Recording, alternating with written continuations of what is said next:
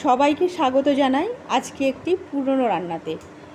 এটা বহু পুরনো একটি রান্না, তেল কাতলা। আশা করি আপনাদের ভালো লাগবে রান্নাটি। তো দেখুন আমি কিভাবে রান্নাটা বানাই। খুবই সুস্বাদু এবং খুবই সুন্দর একটি রান্না। এটা বহু পুরনো। তো আসুন এবারে কিভাবে রান্নাটা বানাই দেখা যাক।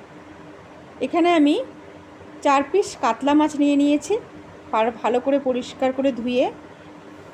এবারে এতে নুন দিলাম, হলুদ দিলাম, দিয়ে মাছগুলোকে নুন হলুদ দিয়ে ভালো করে মেখে নেব।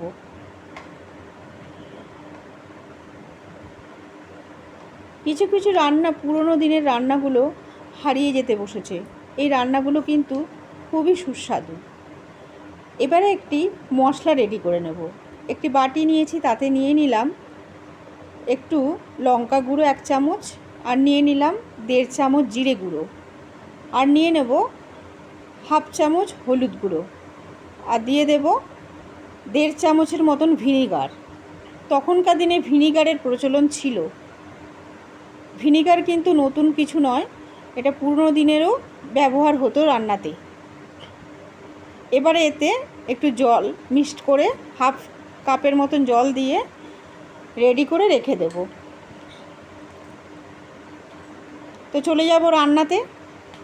ওভেনে কড়া বসিয়ে দিয়েছি, তাতে খানিকটা সর্ষের তেল দিয়ে দেব।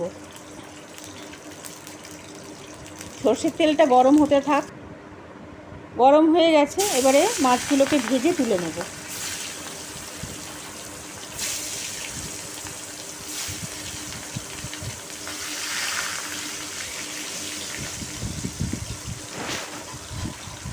মাছগুলোকে এবারে উল্টে পাল্টে দেব। এক পাশটা হয়ে গেছে, আর এক পাশটা উল্টে দিলাম।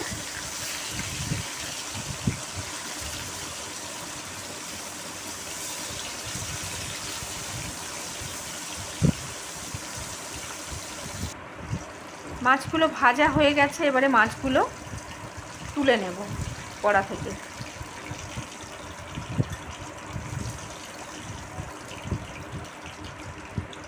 এবারে এই তেলের মধ্যে দিয়ে দেব অল্প একটু চিনি। চিনিটা দেওয়ার কারণে রান্নাটার রঙটা খুব ভালো হবে। এবারে দিয়ে দিচ্ছি 1 চামচ রসুন বাটা। যতক্ষণ রসুনের কাঁচা গন্ধটা চলে না যায় ততক্ষণ নাড়িয়ে যেতে হবে। রসুনের কাঁচা গন্ধটা চলে গেছে, এবারে যে মশলাটা রেডি করে রেখেছিলাম বাটিতে, সেটা ঢেলে দিলাম। দিয়ে খানিকক্ষণ নাড়াতে হবে মশলাটা কষানো পর্যন্ত। এবারে দিয়ে দেব স্বাদ অনুযায়ী নুন, দিয়ে আবারও কিছুক্ষণ মশলাটা কষাতে হবে। তো মশলা কষানো হয়ে গেছে, এবারে দিয়ে দেব জল। এখানে আমি 1.5 বাটি জল দিয়েছি, কেন জলটা ফুটে 1/2 বাটি হয়ে যাবে। জলটা ফোটার জন্য চাপা দিয়ে দিলাম। ফুটে গেছে, এবারে মাছগুলো ছেড়ে দেব। দিয়ে আবারও ঢাকা দিয়ে কিছুক্ষণ হতে দেব। তো ঢাকাটা খুলে ফেলি। হয়ে গেছে, তেল ওপরে কিন্তু উঠে এসেছে। এবারে নামিয়ে নেবার পালা। রান্নাটা মোটামুটি রেডি হয়ে গেছে। খুবই সুস্বাদু, খুবই ভালো রান্না। কেননা এই রান্নাটি আমি প্রথমে ঘরে নিজে রান্না করে খেয়ে দেখেছি, যে সত্যি খুব ভালো খেতে। বিশ্বাস করুন বন্ধুরা, আপনারা একবার বানিয়ে খান, দুর্দান্ত খেতে হয়।